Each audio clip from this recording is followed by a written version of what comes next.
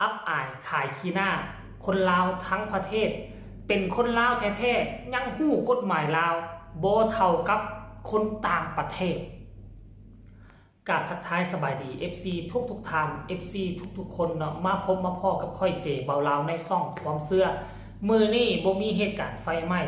มือนี่บ่มีเหตุการณ์ที่ให้รุ่นบ่มีเหตุการณ์ความเสียหายแต่ก็เกือบจะเสียหายเนาะเกิดเหตุการณ์คันสิว่าละทะเลาะวิวาทกันระหว่างคนที่ทำธุรกิจผู้หนึ่งเปิดห้างอาหารห้างเหล้าห้างเบียร์ผู้หนึ่งเปิดบ้านพักเปิดโรงแรมและอยู่ใกล้ๆกันมีดินวางขั้นกลางเพียงแต่20 กว่าเมตรลงกว้างห่างกันเพียงแต่20 กว่าเมตรแต่ว่าห้างอาหารสภาพเปิดเป็นคาราโอเกะแต่บ่มีการปิดล้อมเปิดเป็นลักษณะคือร้านเบียร์แต่เฮ็ดให้เขาห้องคาราโอเกะได้บาดนี้ฮอด 10 โมงกลางคืน 11 โมงกลางคืนเสียงก็ยังเนืองนันอยู่บ่ได้ปิดแขกที่มาพักบ้านพักก็เดือดร้อนนอนบ่หลับบัดนี้ส่วนใหญ่จะเป็นแขกฝรั่งมั่งค่าเพราะเจ้าของเป็นคนฝรั่งมั่งค่าก็เลยว่าย่างไปตักเตือนหลายรอบหลายครั้งแล้วครั้งนี้อดบ่ได้ก็เลยถ่ายคลิปไปแล้วก็จับกฎระเบียบกฎหมายลาวเพื่อจะไปชี้แจงนำเจ้าของห้านกินดื่มห้านเหล้าห้านเบียร์นั่นแต่เราก็เว้าในคำที่สุภาพแต่ได้คำตอบที่กลับคืนมาคือสัตว์มาเลยเนาะเป็นผู้หญิงฟังสำเนียงเสียงเว้าหรือคือกับคนปากเซแต่ว่าเหตุการณ์นี้เกิดอยู่ทางนครหลวงเวียงจันทน์หรือบ่อันนี้ผมเฮาบ่แน่ใจแต่ตามที่เบิ่งแล้วคล้ายๆคือเส้นทางแคมป์ของคันบ่แม่นอยู่เวียงจันทน์ก็น่าจะเป็นปากเซท่านผู้ชมคำตอบคำเว้าคำจาของคนลาวผู้นี้บ่ควรจะเอิ้นว่าเป็นคนลาวเลยใส่อารมณ์ทั้งที่เขาถือกล้องไปมันมีหลักฐานเก็บไว้แต่ถ้าว่าอยู่ต่างประเทศโดยเฉพาะคืออยู่ประเทศไทยคือเจ้ามุนอุ้ยปุ้ยเจ้าบ่มีหน้าที่จะเอาไปซุกไว้พื้นแผ่นดินประเทศของตนเองเป็นคนลาวบ่ฮู้กฎหมายซ้ำกับคนต่างประเทศไปเบิ่งคลิปนี้แล้วจึงมาพ้อกันในช่วงต่อไปบ่สนับสนุนให้เกิดความรุนแรงถ้าผู้ใดมีเด็กน้อยควรจะแนะนำผู้ใหญ่ต้องแนะนำเด็กๆอย่าเอาเป็นอย่างๆได้ไปเบิ่งคลิปนี้แล้วจึงมาพ้อกันในช่วงต่อไปต้องเฮ็ดบ้านพักแต่ว่าลูกค้านอนบ่หลับนอนบ่หลับพี่น้องเพราะคนไกลๆมาเฮ็ดคาราโอเกะเนาะดังที่สุดเนี่ยก็สิให้เบิ่งก็สิมาไอ้คนไกลๆเบิ่งกฎหมายระเบียงเนาะกฎหมายระเบียงของประเทศลาวเนาะก็มันน่าสิไปล้อมกับนายบ้านสิไปล้อมกับตำรวจเสียจังได๋เนี่ยก็เฮ็ดธุรกิจบ่ได้เสียหมดคนนี้ก็โอ้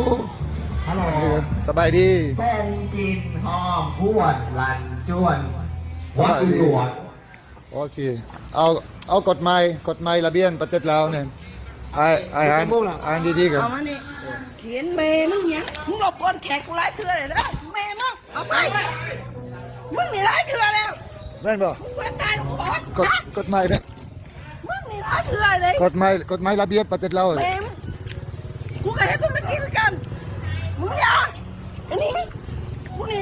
ใจดีนะมึงแล้วบ่เฮ็ดแบบนี้ไปบ่เฮ็ด หลายเทื่อแล้ว โอเคเพื่อนใครให้จะเปิดคาราโอเกะใกล้บ้านคนอื่น มึงเห็นธุรกิจมึงต้องซื้อ เพื่อนให้ธุรกิจเจ้าใครให้ธุรกิจเป็นยังไง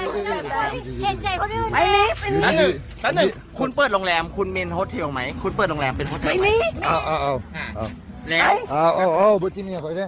ใจเย็นๆ คอยปกติคนอยู่จะนี้ เจ้าก็ถามอยู่เด้อก ฎหมาย เจ้าเฮ็ดนี่ถึงระเบียบกฎหมายบ่ ไม่ใช่สิพูดถึงคนมีใบเมื่อ อย่า กี้ เฮ็ดเจ้าอย่าเฮ็ด บ่จิค่อยเอ้ยค่อยมาไอ้เบิ่งกฎหมายประเทศลาวมีกฎหมายระเบียบ คนยังกันยังกูบ่เฮ็ด เข้าใจบ่เดี๋ยวก็เทคไว้ แต่ว่าเปิดด่านแทนคนละคน เรื่องของ สิล้มกับนายบ้านบ่เป็นหยังสิล้มกับนายบ้านสิ อ ล้ ย่าม มายึดสมองมึงอยู่ข้างล่างอยู่เห็นหรอมาที่ว่าแล้วเราปวดแขน ค่อยมาล้มซื่อๆค่อยมาอธิบายเจ้าก็อยากค่อยก็อยากเจ้าได้ลูกโอเค ไปไปที่ว่าแล้ว เป็นหยัง บ่เป็นหยัง สิไปล้มกับนายบ้านนำกันเนาะบ้านล้มนำกัน ง่าย ก็ได้ เลย เนาะ เขาบ่ย่านดอก ค่อยก็บ่ยานค่อยก็บ่ยานค่อยเสียมาจ้อยค่อยเสียมา เจ้าเข้าใจกฎหมายแล้วบ่จักโมงเขาปิดเสียงอย่าเข้าใจบ่ เฮ็ดเสียงดังไกลบ้านบ่ได้ ขออยู่ เสียง ไทย คาราโอ ปี เกะ แต่มาจากปี ก็มาเป็นปีก็ค่อยหันเป็นถ้าสิไปล้มกับนายบ้าน ไปใช้ระเบิดจ้าจะดอก ฮะ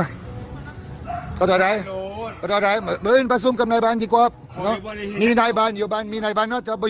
ยากที่คอยเมียเจ้าอยากที่คอยเจ้าอยากเว้าดัง เจ้าบ่อยากซอยบ่อยากเข้าใจกันเขาอยากเข้าใจกันเจ้า ปล่อยทานจนก็จะเปิดหานยังนี่จะเปิดโรงแรมที่เปิด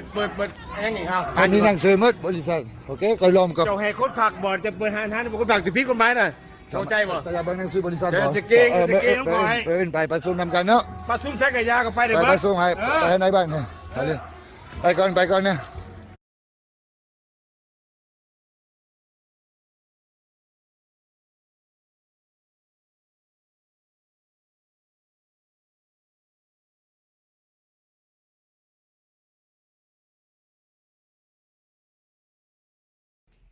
พวกเจ้าเห็นหรือยังพวกเจ้าคิดว่าผู้ใดผิดผู้ใดถูกแต่สำหรับค่อยแล้วเบิ่งแล้วแนวโน้มก็อาจจะคนลาวเฮาน่าจะใจห้อนเกินไปบ่ซ้ำบ่นำมีฮอดเสียงคนไทยมาพร้อมจะมีคนไทยมากินเหล้ากินเบียร์อยู่หั่นหรือบ่เนาะน่าจะมีคนไทยมากินเหล้ากินเบียร์อยู่หั่นแต่เจ้าของคนลาวกับบุคคลที่จะแสดงกิริยามารยาทแบบนั้นผู้หญิงเป็นโตเปิดผู้ชายน่าจะเป็นผัวเป็นโตสนับสนุนทูทีนูนีคันที่ว่าเรามีการทำให้ทางกายกันแล้วมีการพักมีการตบผู้หญิงนั่นน่ะแต่ถ้าอยู่ไทยนี่สามารถแจ้งความกันได้ 100% แต่อยู่ลาวเฮาก็คือว่าแหละแจ้งแล้วก็สิมิดแจ้งแล้วก็สิเงียบท่านผู้ชมเนาะและซ้ำบ่นำนะมันเป็นสิ่งที่เฮ็ดให้น่าละอายใจทั้งผัวทั้งเมียบ่ฮู้กฎระเบียบตนเองเปิดห้านอาหารมันมีกฎระเบียบที่ติดอยู่ข้างห้านอาหารและโรงแรมเงินพักเป็นกฎระเบียบลักษณะคือค่ายกันเจ้าหน้าที่ตำรวจจะปริ้นเอกสารประมาณ 3-4 หน้าเจี้ยเอาไปติดไว้สถานที่บันเทิงและไปติดไว้สถานที่บ้านพักโรงแรมมันจะมีเป็นข้อฝรั่งนี่เราเอาออกมาโพสทั้งวิดีโอโพสทั้งกฎหมายลาวแล้วขีดวงเล็บอ้อไม่พร้อมห้ามเฮ็ดเสียงเนืองนั้นรบกวนผู้อื่นห้ามเปิดเสียงเพลงให้เกิน85เดซิเบลแนวนั้นนี่มีครบหมดทุกอย่างเรามีก็คือที่มันห้ามอาหารนั่นคือเฮ็ดผิดตามกฎหมายเกือบทุกข้อที่เราวงมาเถียงกันไปเถียงกันมามีการตบการตีกันบ่นึงเมียกันนี่บัดผัวยังนำมาหน้าเฮือนพักโรงแรมเราแต่บัดสุดท้ายแล้วผัวก็อยากอ่อนลงเราถ่ายคลิปไว้เราจะเอาไปแจ้งตำรวจแล้วสิเอิ้นเขาไปเซิร์ชไปห้องการบ้านบัดสุดท้าย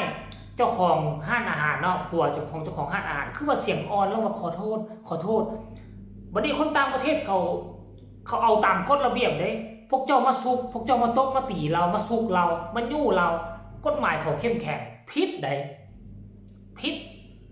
เฮ็ดจากอ่อนบัดนี้เราบ่ยอมอ่อนเด้เราบ่ยอมอ่อนบัดเจ้าของห้านอาหารผู้ชายก็ขึ้นตื่นนั่นกูบ่ยานมึงดอกนั่นนี่เด้ทั้งที่เจ้าเฮ็ดผิดกฎเนี่ยมันรบกวนผู้อื่นตอนเลิกแล้วหั่นน่ะเนาะท่านผู้ชมเนาะเรื่องนี้มันจะจบคือจังได๋เนาะเป็นตาละอายใจคนฝรั่งสอนกฎหมายให้คนลาวอยู่ประเทศลาวเสียหน้าบ่เสียหน้าเนาะคนเดียวนะเฮ็ดให้ลาวเสียหน้าเสียตาคลิปนี้มันว่อนอยู่ในประเทศลาวว่อนอยู่ในประเทศไทยซ้ำบ่ดำจะว่อนอยู่ไปต่างประเทศไปฝรั่งมั่งค่าท่านผู้ชมเนาะเอาคลิปนี้ก็เอาฝากฝังไว้ซะนี่เฮาเป็นคนลาว